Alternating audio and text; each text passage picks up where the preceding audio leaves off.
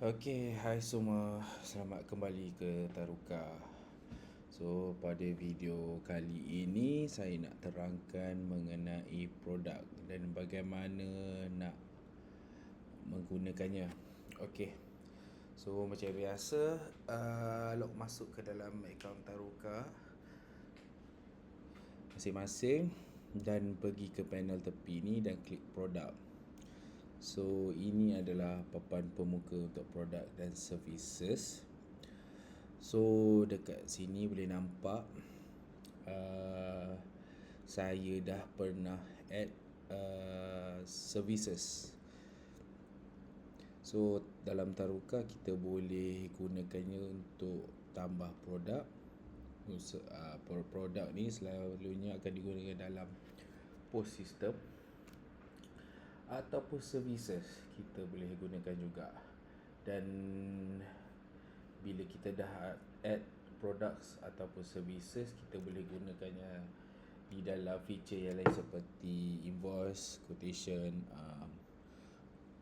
point of sale, job sheet, macam-macam lah. So ini antara perkara asas lah dalam Taruka. So macam mana nak add produk? Kita boleh, so bila kita dah buat database produk kita atau services kita boleh pilih untuk export file CSV juga untuk tambah kita punya database kat luar lah. Maksudnya tak keluar dari sistem Taruka pun boleh. Kita boleh export datanya. Okay, so kat sini saya nak tunjuk macam mana nak add. Boleh pergi ke ruang kanan atas dan add product.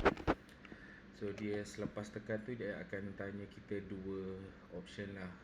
Bahagian kiri adalah manual entry, bahagian kanan adalah scan barcode QR.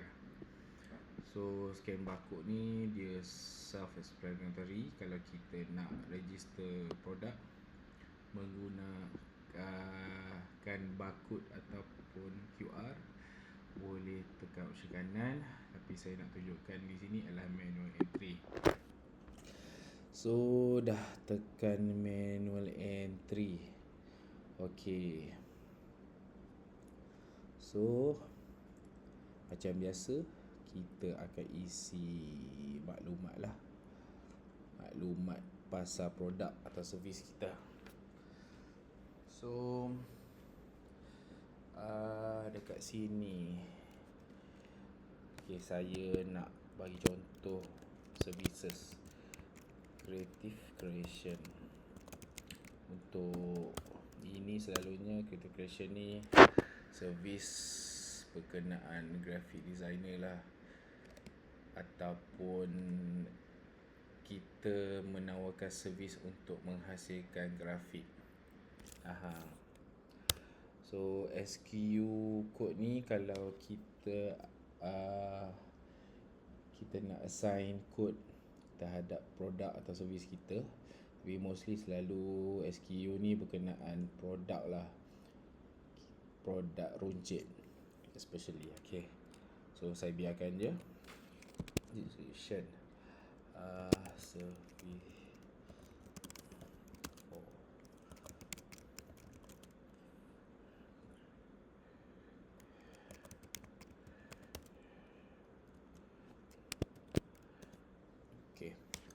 Okay, saya dah letak rate, kita letak dalam RM200 lah.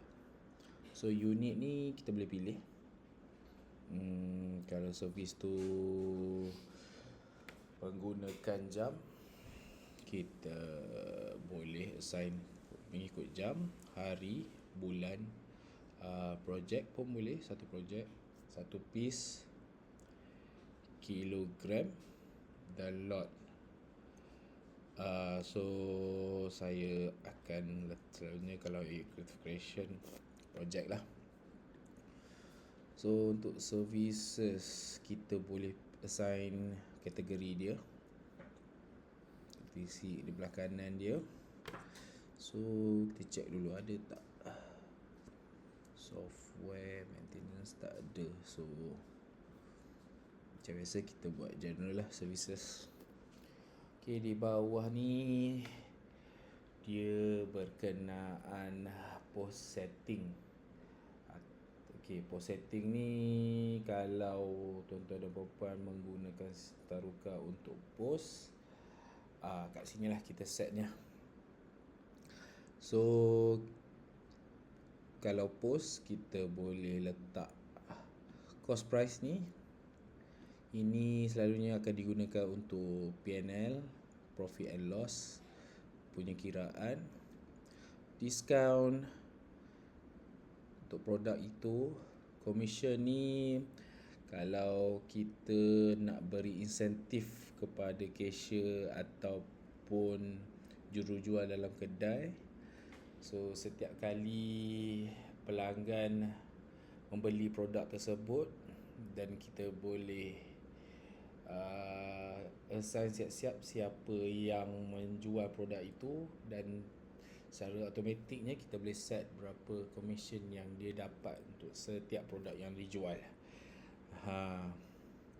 So senanglah, kita tak payah, sistem akan kirakan sendiri berapa barang yang terjual dan berapa commission yang dia patut dapat lah.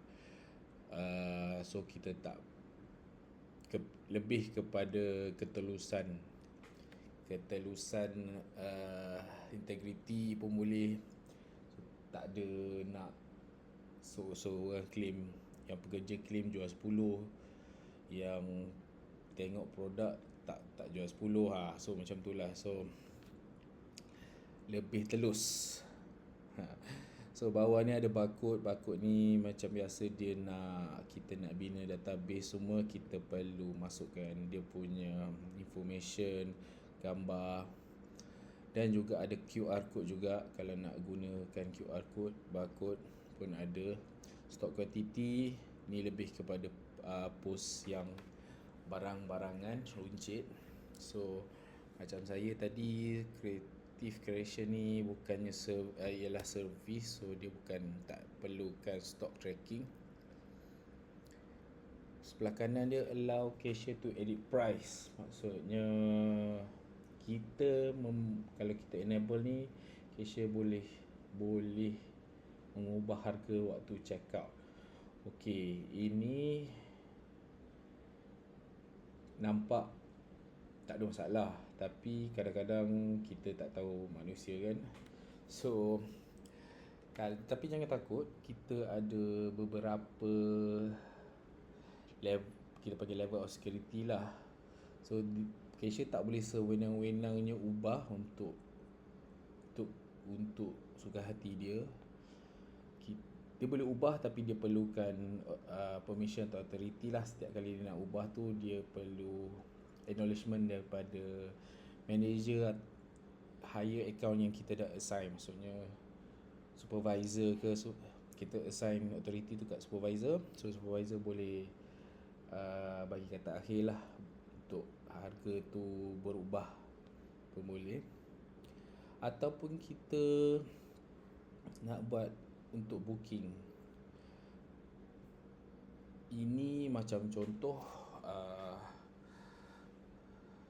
kalau kita gunakan sistem Taruka untuk sistem booking, so kita kena enable lah benda ni. So pelanggan boleh booking item atau servis yang ditawarkan oleh bisnes kita.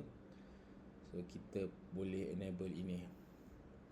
Product image, kalau produk atau servis ni ada image yang nak diletakkan sekali pun boleh. Dan akhir sekali lah aktif. Maksudnya produk ni masih ditawar ke tak. So kalau ditawarkan, kita enablekan. Dan kalau dia tak ditawarkan, kita boleh inactivatekan dia. So kalau kita masih nampak walaupun dia tak aktif, cuma dia takkan keluar ke pelanggan lah. So kita aktifkan. So tekan saja add product, dan tadi dah pun disediakan di sini di papan pemuka. So kalau nak ubah apa masih lagi boleh, deactivate boleh, nak padam pun boleh. So saya biasa tekan butang titik 3 ni. Kalau kita nak ubah apa-apa pun boleh, masih boleh update. Okay, so itu saja untuk video produk. Untuk post system, kita akan buat video berasingan sebab post system besar. Kita akan terangkan dari segi retail post dan juga untuk restoran post. So itu pada video yang berlainan lah. So setakat ini saja untuk produk and services punya demo video. Kalau ada apa-apa masalah boleh hubungi support team kami, dan kami akan cuba bantu dari sana lah. So sekian, terima kasih.